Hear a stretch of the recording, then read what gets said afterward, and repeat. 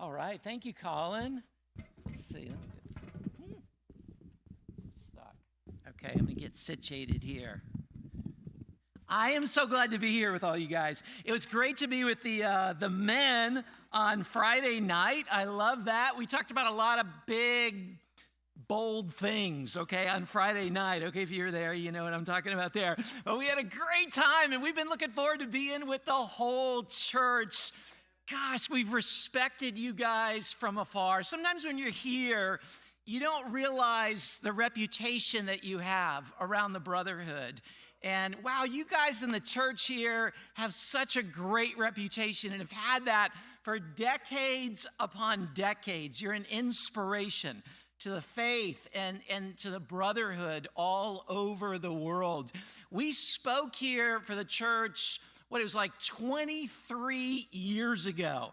I spoke at a men's forum. It was kind of funny. It was just like, this is like a repeat. It was a men's forum below the Target Center. And there was a beast feast that all the men gathered together and shared the harvest, okay, that they'd gone out and harvested. And I fell in love with the church right then going, yes, they eat beasts, okay? That's like right up my alley.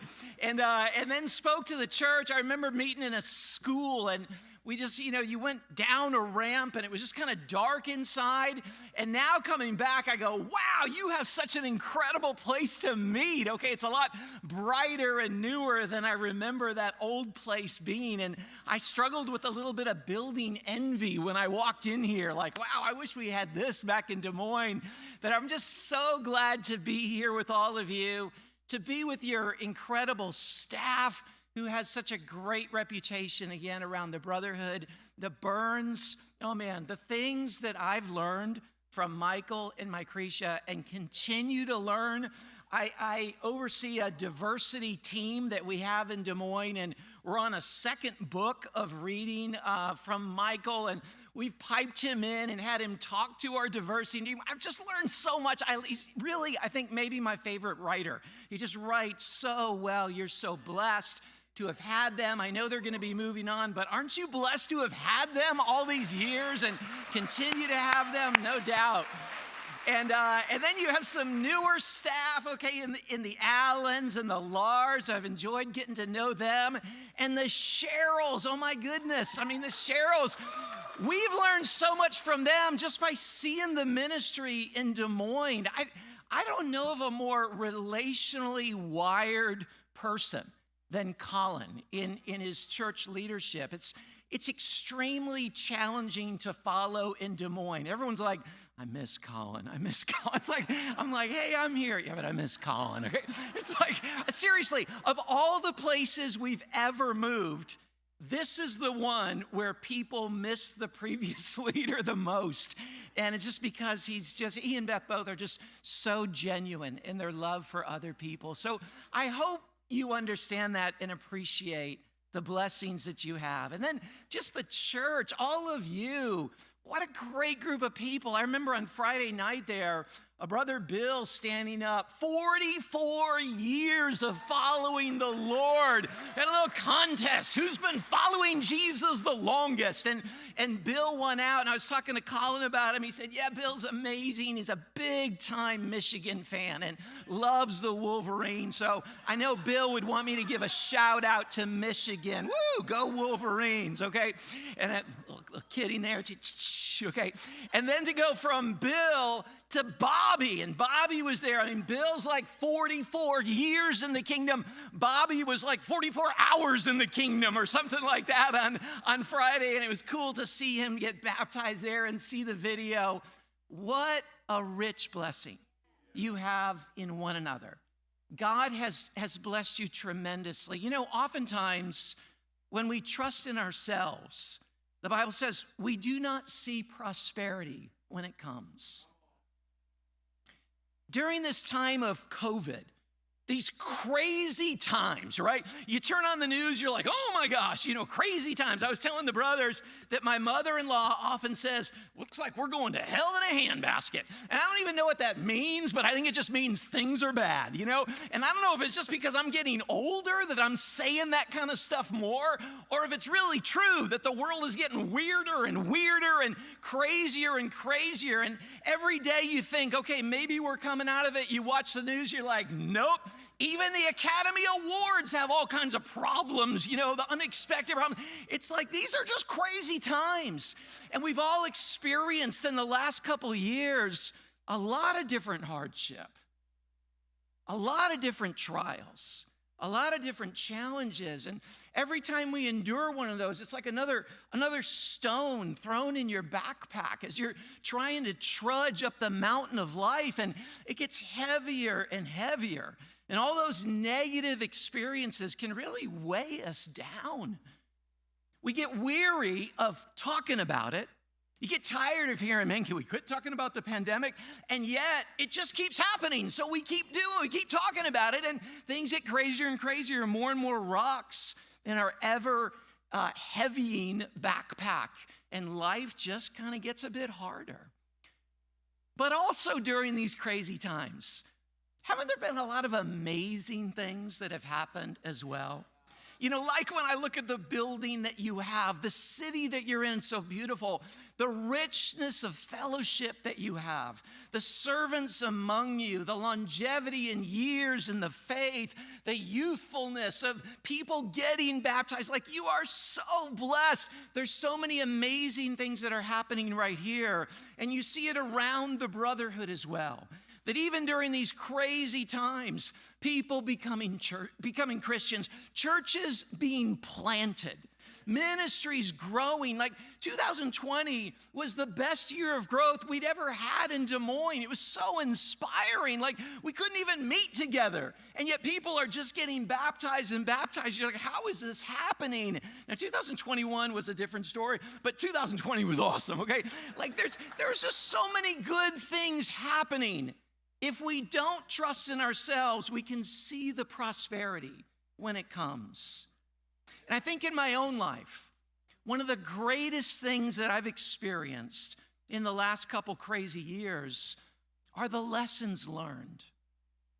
I wish God would teach me lessons during victorious, smooth times.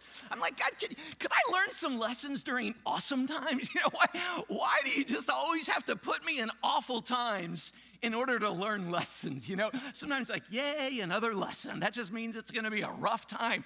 And yet at the same time, it's those lessons, it's those nuggets that are like the building blocks, the stepping stones toward our future faiths, towards eternity. We need those lessons learned, and God knows we learn the richest lessons during the roughest times. I was thinking about this and thinking, as I look back on the last couple crazy years, what have been some of the greatest lessons that I've learned? And a lot of different things come to mind, but one really stands out amongst all the others.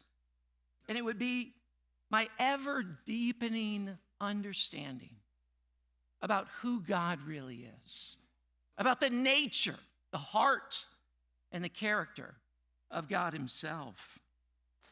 God's opened my eyes. I've done more study in the Bible, rewarding personal study about the nature of God, Jesus, the Holy Spirit, who they are, how they think, how they function together. I've done more study and preached more sermons on the Godhead, on the wonderful, amazing God that we are than any other time in my life, and I'm just so grateful about that. Let me ask you, what are you learning about God during these crazy years? What have you learned about God? Right now in your life, what are you learning about God? What new insights are hitting you? What old insights are being refreshed and renewed and just getting you excited about the amazing God that we are? What new things are you discovering? What old things are you renewing? And just understanding what an amazing, awesome, omnipotent, ever-present, like a paragon of gods that we have in our Lord God Almighty. Today, I want to open our eyes just a little bit more to the awesome nature of God. That's my whole goal today. If God were the Pacific Ocean, anybody ever been to the Pacific Ocean? Okay, there's like some people who probably never left Minnesota. Okay, you've seen the Pacific Ocean. If you were to go down to the Pacific Ocean and take out 1 cup of water, it would be so insignificant compared to the greatness of the ocean, but it'd be awesome nonetheless. Today, if God were the Pacific Ocean, we're just going to take 1 little cup of water from the vastness of who he is, but it's going to be 1 little refreshing cup of water. And if we did that kind of thing every day, every year, every decade of our lives, think about Bill. For 44 years times 365, think about how amazing, how many cups of water from the vastness and depth of who God really is that we would be enjoying and refreshing ourselves with. So today we're going to look at one thing, just 1 little cup from the vastness of God as the ocean.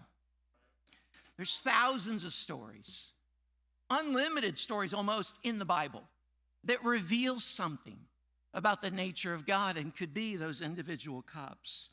But today we're going to focus on just one.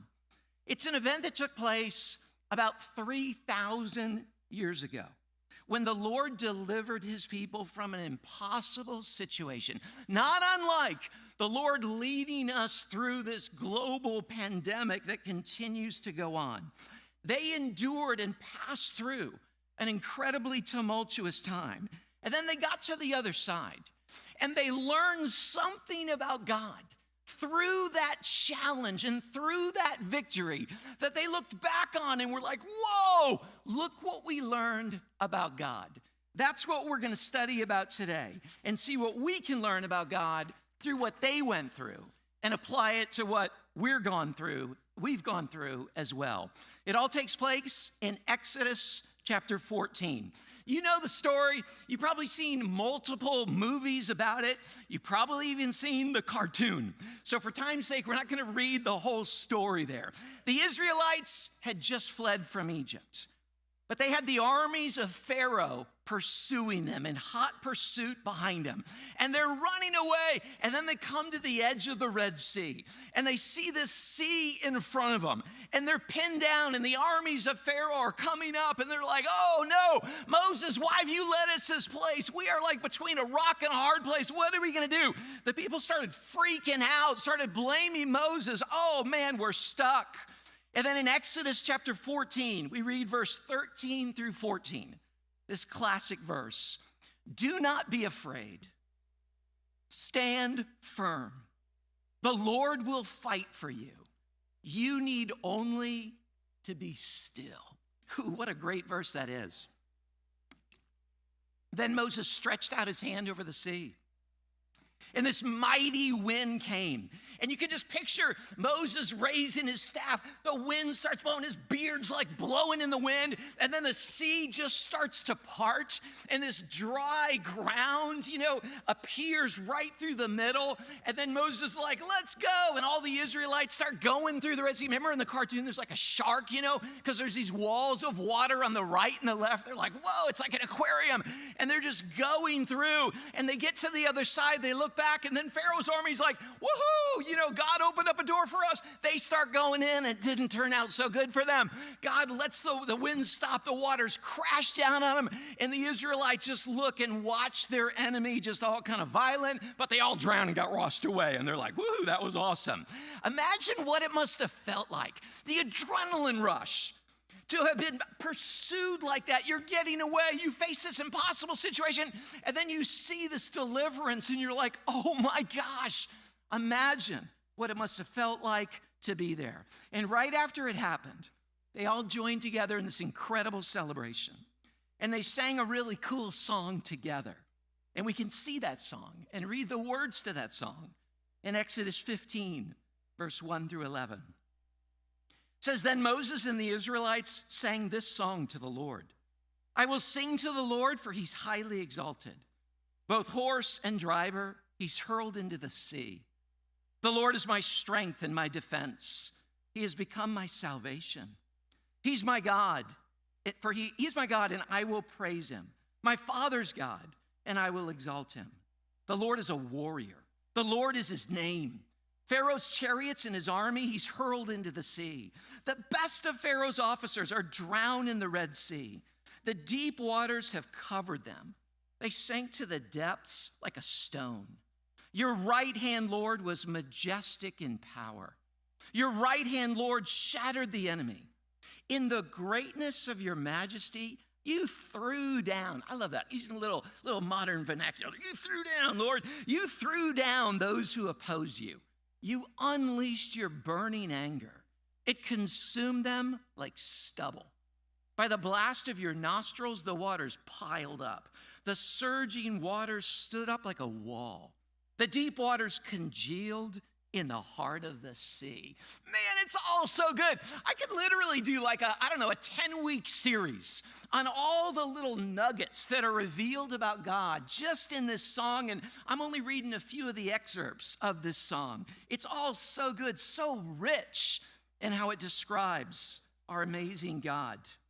But there's this one place that's really the crux, the crescendo, the climax of the entire song of Moses and Miriam that's said here.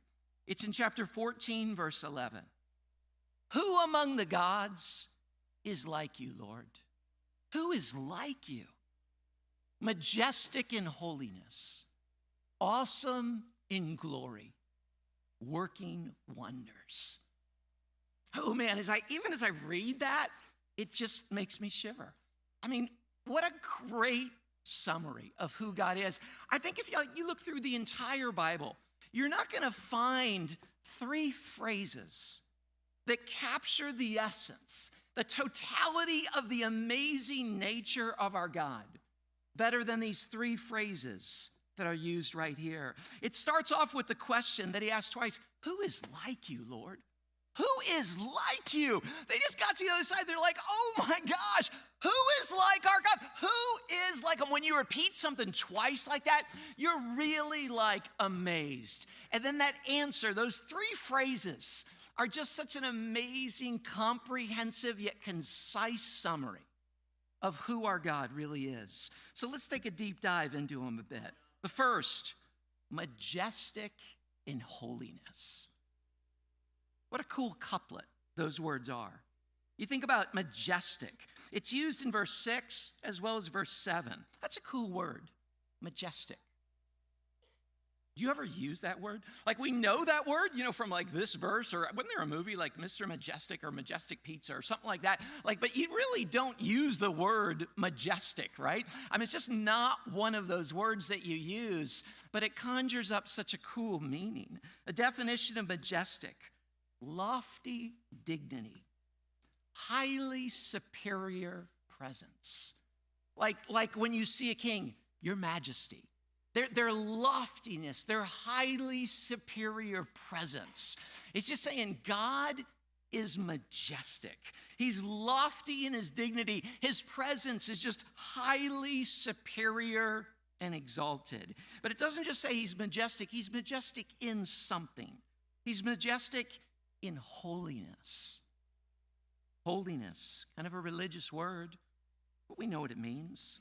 The quality of being sacred, set apart from others, removed in a special way, pure, perfect, absolutely above the rest.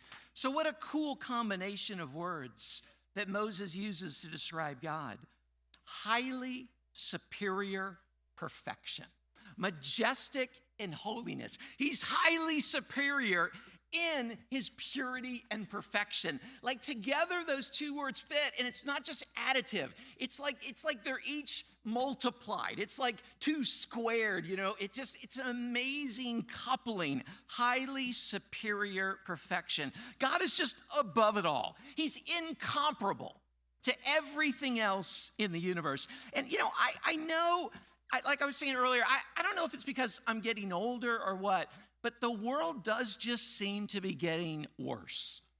Man, the things that we see on the news, like we can't define what a man is. We can't define what a woman is. We're like debating about, should this be taught? Should that be taught? Like, I mean, there's just so much crazy morality shifts that are taking place on like a weekly basis. It's just crazy to think about things that we're not even allowed to say by law in certain places anymore, that in the past we would just preach about very freely. It's concerning to think about the morality and the corruption, the compromise that's taken place, the confusion about all these things. But I find a lot of encouragement just knowing that God is majestic in holiness. He hasn't changed. Culture may change. What's politically correct may change. What people are woke about may change. But God hasn't and doesn't change. He's above it all in his highly superior perfection. I like that about our God. Then the next phrase it uses, awesome in glory. Ooh, what a good phrase. Awesome in glory. Not just any one of those words, but he puts them together, and again, their meaning multiplies. Awesome. We overuse that word. It's a great word, but we overuse it. We're like, we go out to lunch, you go, man, that was an awesome pizza. That was an awesome milkshake. You're like, really? I mean, was that something you feared? Was that something you stood in awe? I stand in awe. I fall down in front of this pizza. No, we water it down so much, but that's what the word literally means. It just means an overwhelming feeling of reverence, of admiration, of even fear. But of that thing, it just makes you cower in respect and admiration. It makes your legs tremble. Awesome. Awesome in what? What's God awesome in? Glory. Glory can be defined here as honor, distinction for greatness. So I love the way you put those together, and they have this multiplied meaning. Distinct greatness that inspires overwhelming reverence. You go, wow, what a cool phrase to describe our God. You know, I like studying in the Bible what scholars call theophanies. You know what a theophany is? Anybody know what a theophany is? It's like when someone has a vision of some manifestation of God. Maybe it's Moses seeing him in the burning bush. Or maybe it's John seeing Jesus in his glorified form in heaven. You know, he'd walked with Jesus for 3.5 years, but when he saw him in his truly glorified form, you read about these theophanies like Isaiah, when he saw God seated at the temple in Isaiah 6. Like when you see people have these encounters with God, they often have the same response. What is it? They fall down as though dead. They just see God and just melt. They just collapse before him. Their muscles just give out, and they just faint because they can't stand the glory, the excellence, the awesomeness of God in his true form. I love seeing that. And the same is true for us today. The more we really see him, the more our knees will truly bend. You know that phrase, bend the knee? You know, when a king would take over another land, you know, they'd call for the rival king that they just destroyed. He's got to come bend the knee. You got to like cower before me. When we really see the awesome glory of our God, we just bow, we just kneel, our knees bend before him. He's awesome in glory. He's majestic and he's awesome in glory, majestic in holiness, awesome in glory. Then the third phrase, working wonders. I love this. Working wonders. Working. He's producing. He's expending energy. He's causing things to happen. God doesn't just sit up there and go, okay, I set it in motion, now let me just kind of see what happens. That's the deist's approach to God, that he just sets it in motion and then watches in a removed way. But that's not how our God is. He's working all the time. And what is he working for? Wonders. Wonders is defined as things that cause amazement. Things that cause awe, like we were talking about earlier. Miracles. This is just what God does. He's constantly working wonders. He's constantly causing amazing things to happen that just make us stand in awe. I love that about God. He's just working wonders. And Moses says that, God, who's like you? You're working wonders. Now, if Moses were really honest, just a short time before this, I think he was more wondering if God was working rather than noticing that God's working wonders, right? It was all good until he gets to the edge of the Red Sea. And then he's like, oh my gosh, God, what the heck? What's going on here? Are you working? Why have you brought us here? And all the people are wondering if God's really working. But then just a short time later, they go, whoa, God is working wonders. It's switched on a dime like that. You know, sometimes we face our challenges in real time. We don't know the outcome. We don't know the end of the story. We're on the ride and we don't know where we're going. And if we're really honest, it's those times that we can go, I wonder, is God really working right now? And maybe we don't see him working wonders, but we wonder if he's really working. Has he forgotten us? Has he abandoned us? Why in the world is he letting this happen? I know what he's done in the past, but man, this just is different. God, where are you? You read about that over and over in the Bible. Come on, God, have you disregarded us? Do you not know? I mean, what in the world? And we face that same thing all the time, where we wonder if God's working. We get it backwards. We wonder if God's working rather than realizing he's the God who's working wonders. 4 or 5 years ago, we were in Denver. We'd been leading the church in Denver for, at the time, like 9 years. And before that, we'd led there for another 5 years. We were having a really difficult time. Honestly, I was wondering if God was working. I was getting pretty burnt out in the ministry. 3 decades of running and gunning all over the world and doing all kinds of different things, serving in all kinds of different roles, and it was catching up to me. Physically, my health was terrible. I was having chronic migraines. I got diagnosed with a couple different autoimmune diseases.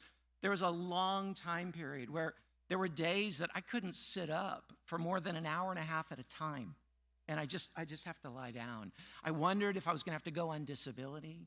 We'd get in the car, and I could never drive. Barry would have to drive because I would just fall asleep immediately. I mean, I'd sleep on the way to staff meeting. I'd sleep on the way home from staff meeting. It was just, I just was in this state. I didn't know what was going on. I went to so many neurologists. I mean, so many different ists. I had so many different tests. I went to so many different specialists. I mean, dozens and dozens of doctors, and just could not find an answer. And so the combination of the physical ailments, the emotional, spiritual burnout in the ministry was also creating or working with some relational conflicts that I was having in the church. And it wasn't a pretty place to be. It was taking a heavy toll. And it was then that we decided, man, we need a change. Like, it's just, we need a new start. And really, honestly, I felt like I need a more decaffeinated life. We wanted to still be in the ministry, though at times we wondered, do we want to be? You know, I thought, really, I want to just go work at Cabela's. You know, I just want to go, work at a sporting goods store. I'll run the archery department. Really, I looked it up. I looked up how much they get paid, and I was like, nope, I don't want to do that anymore. Okay, but I had those thoughts. Barry was like, I just want to go fold shirts at Kohl's. And no offense to the shirt folders at Kohl's, but she goes, I just want to do something like that, just less stress. So we decided we wanted to go to a smaller city with a smaller church, and looked around at some openings, and and thankfully had 4 different offers in 4 different great cities. The last one was Des Moines, the only place we'd never been. We knew no one in the church. We didn't know anybody. We went there. They didn't know us. We didn't know them. I had met Todd Vorpahl one time, like many years earlier somewhere, and that was it. Like I just didn't know anybody in the church. It was the only place that we went to where we didn't know anybody and they didn't know us. And so we decided this is the place to be. For whatever reason, it just fit. And so we only had a little bit of time to find a house. We found a house. We moved in. I'm talking to the next door neighbor. And I was talking to him one day, hey, what do you do? And he's telling me what he does. He's in pharmaceutical sales. And I'm talking, well, what kind of pharmaceutical sales? And he sells this drug. He's one of only 2 people in the whole state that sells like the most effective drug to treat narcolepsy. And I'm like, well, that's interesting. I didn't know very much about narcolepsy. So I'm asking him questions about it. And I'm like, well, what about this? What about this? And then he starts asking me questions about my sleep patterns. And then he's like, John, you know what? I'm not a doctor, but I've been doing this for like 30 years. It sounds like you have narcolepsy. And I'm like, what? I didn't know anything about it. He sends me to a sleep specialist. Eventually, I go in for this exhaustive sleep study. They send me home early because I have like an extreme case of narcolepsy. It's an autoimmune disease. I didn't know anything about it. My brain produces antibodies that fight against the part of my brain that regulates sleep and also regulates wakefulness.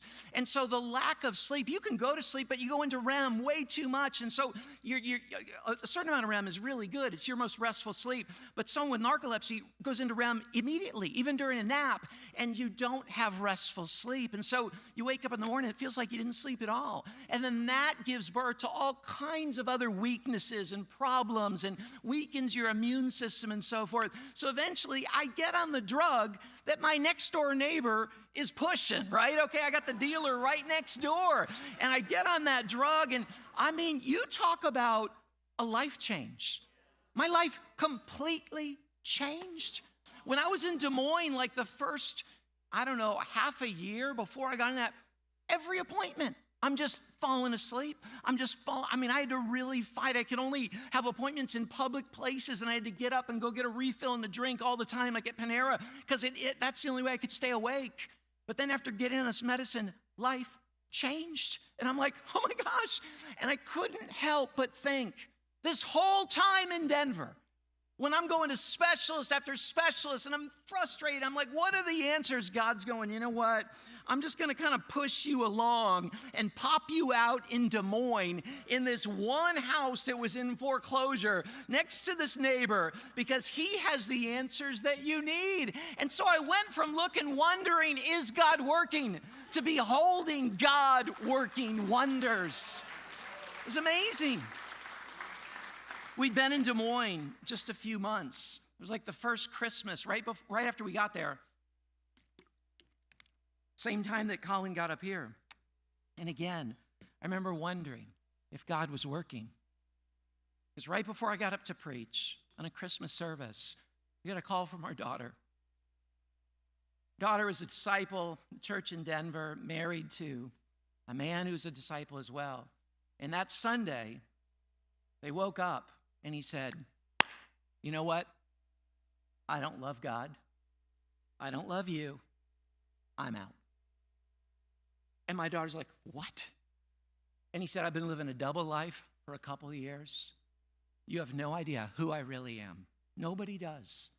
And he literally walked out while she's on her knees, literally tearfully begging with him to stay. Please stay. We can work through anything, please. And he's like, nope. She calls us literally like in the fetal position, bawling on the floor. I hear that, and I got to get up and preach. And it was we were using songs from Christmas carols. The title was, I Played My Best for Him, Little Drummer Boy. And it's like right after that call, it's like, John Lusk. And I'm like, oh gosh, God, how am I going to get through this? Right afterwards, we jet out to Denver and spent so much time trying to comfort our daughter and understand what was going on. Barry stayed longer. I had to go back. And I went back, and Todd Vorpahl, a good friend, picked me up at church. We went out and prayed. I shared this with some of the brothers the other night. Went out and prayed at this lake. He took me straight to this lake where there's a bridge. It was so cold in January. I remember being with Todd, praying on this bridge, and I'm like, Todd, I cannot feel my face when I'm with you, but I love you. I really do. And so I remember it was like, our face was just numb, and we prayed for our daughter, loud cries and tears. And then, flash forward, about 2 years later, God was working wonders. Our daughter meets this wonderful disciple in the church in Denver, gets remarried. It's like this incredible fit with this guy who was just an amazing guy. And they're visiting us. And let's see, can we put the picture up? Yeah, there's their wedding. Oh, gosh. There's their wedding, my little firstborn girl, in my best friend's backyard. The guy that I was locked in that mudslide with, I shared with the brothers. This is his house, beautiful house. And they came to visit us in Denver. And it was after church. We're like, hey, it's a nice day. Let's go down to the park. We went to that same park. I wasn't putting it together. And we're on the opposite side. And I look out over that bridge. And right then, our daughter goes, hey. And they had come, Matt and Jana had come to visit us right after they started dating.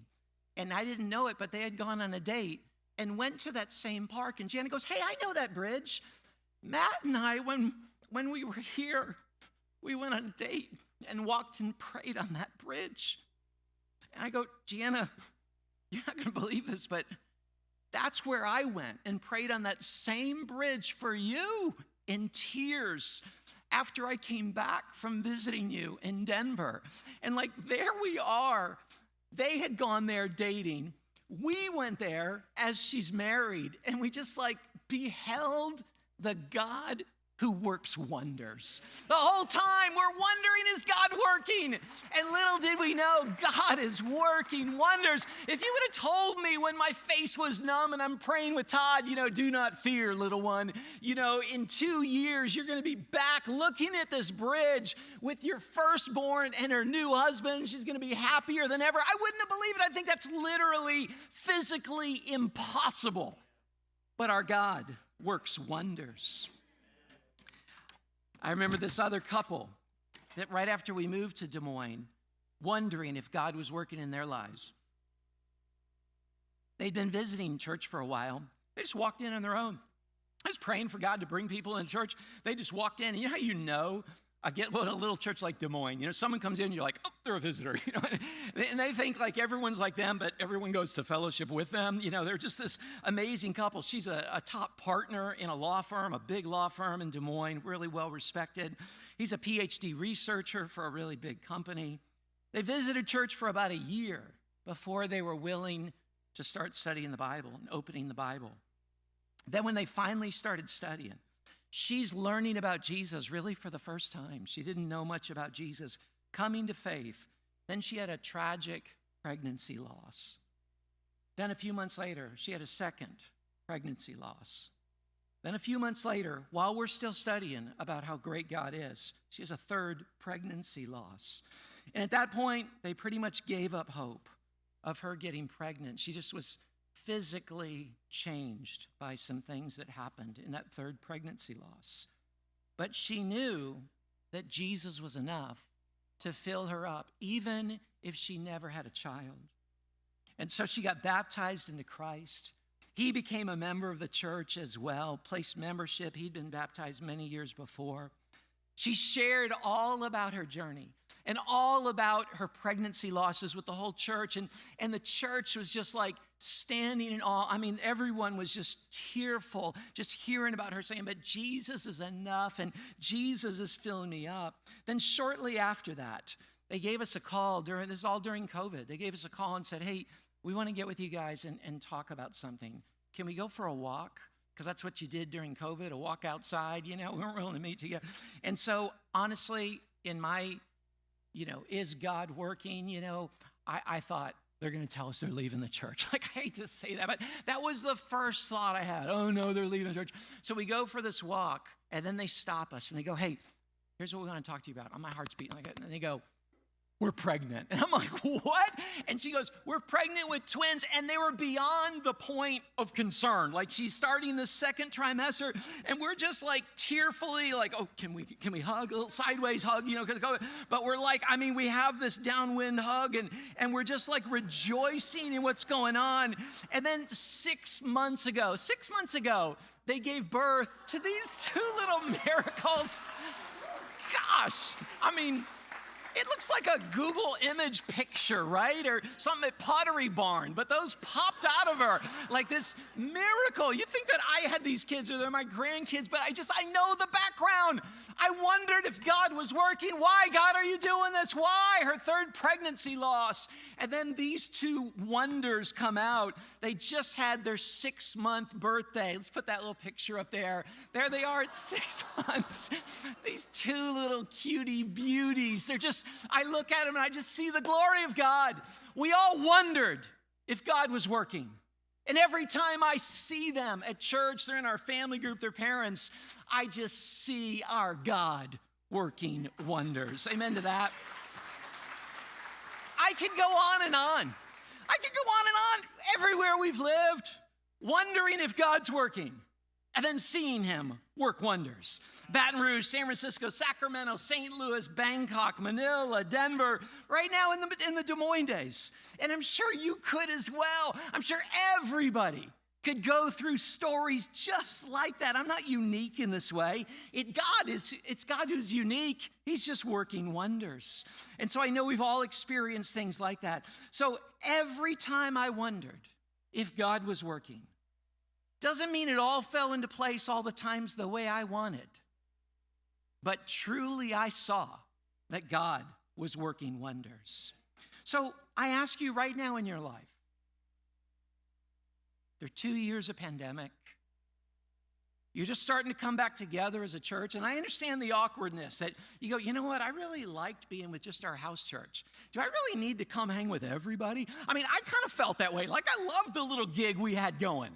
And like, now I got to be with everybody. And there's more challenging people. And there was a part that I wasn't excited to be together. And there was kind of that feeling out, should I stay or should I go? If I stay, it will be trouble, you're just kind of wrestling with it. And we all kind of went through that. And we're all going through that. We're like the valley of dry bones, and we're starting to attach the tendons, and we hear a rattling sound, and we're like, I don't know. I like my little bone over here. And I understand the awkwardness, and we're all in that. During this time, what are you wondering about? How are you wondering if God's working? What are the things that you go, God, are you working? Are you hearing me? Do you understand? Do you know why are you letting this happen? Do you wonder if God's working? Or do you see him working wonders? See, by faith, we got to look back on all the times that we wondered if he's working, then we saw him working wonders. And you go, okay, now I got to trust. When I'm wondering if he's working, I got to just know, I've been here before, John. Grow up. It's like, okay, you're hungry. You're complaining about having no bread. Listen, how many loaves did you have a month ago? Okay, and what did I turn them into? And how many loaves did you pick up? Why are you talking about having no bread? You remember that the disciples, you're like, gosh, how could they forget? He just split the loaves. He can do it again. That's the way we all are, though. We saw how he worked wonders, but now you go, but I don't know. I have things like that right now. I can tell all these stories, but there's things right now in my life I go, I don't know about this one. It's like, maybe this is the first time that God really is not working, and I wonder why he's not working. And I go, no, just empirically, practically, historically, biblically. I got to know it's who he is. He's always at his work, and to this very day, he's working. I don't need to wonder if God's working. I just need to see him working wonders. So no matter what we face in life, no matter what we're facing right now, I want to appeal to you. Don't wonder if God's working. We just need to be still and not worry, but wait and watch. Because soon we're going to witness. We will witness God working wonders. You need only be still, like Moses told the people, by faith in who our God is. I'm excited to think about how God's going to continue to work wonders in the church in Des Moines. And we're seeing it, people getting more comfortable, getting in the swing of things, discipling relationships, getting stronger, the bones, coming together. And it's taken a while, but man, the progress is just beautiful and amazing. And so by faith, I know God's going to keep working wonders. In the church here in Minneapolis, I know by faith, God is going to keep working wonders. And I'm excited to see what happens. And so I think about this summary of who our God is as we've come through our Red Sea of the pandemic. As we're kind of coming out the other side, it's springtime, or kind of almost, we're in that. Is it spring? Is it not spring? Okay, it's going to sound, but summer is coming. Spring is coming. Things are coming alive. The pandemic, quote unquote, is passing, hopefully. We're coming out of this thing. We're coming out of the tumults. And now is just such a great time to just fix our eyes on the amazing God we have. Who among the gods is like you, Lord? Who is like you? Majestic in holiness, awesome in glory, working wonders. This is just one cup from the ocean of who God really is. There's so much more. What if every day we get one more cup in our own personal devotions? One cup every time we hear a sermon. One cup every time we hang out with another brother or sister. One cup every time there's a family group gathering. What if we just keep getting these cups of the vastness of the ocean that is God? Or what if we go down and go, I don't want just a cup, I'm a bucket person. I'm just going to get a bucket today. I'm going to get some extra time. And then what if we just start a bucket brigade throughout the whole city that we're like, let's grab our buckets, and we're lining up and we're just dousing the flaming fires of the evil one, throwing on there the buckets of the greatness and vastness of our incredible God. That's what God has called us to do, to go get those buckets and spread those buckets and just spread the whole of Minneapolis, the whole of Minnesota, the whole of the upper Midwest, the whole of the Midwest, the whole of the world with the greatness and glory of our God. I love you all. I'm praying for you. Let's all just wait, watch, and know that we will see God working wonders. God bless you.